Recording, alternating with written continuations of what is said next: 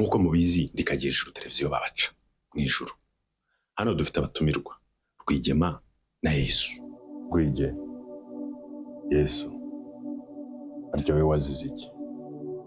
Wahora n'iki kwaduye yanyiciye ku marembo y'igihugu? Humura, wapfira abanyarwanda bapfira abanya-Israel. We are on the same side.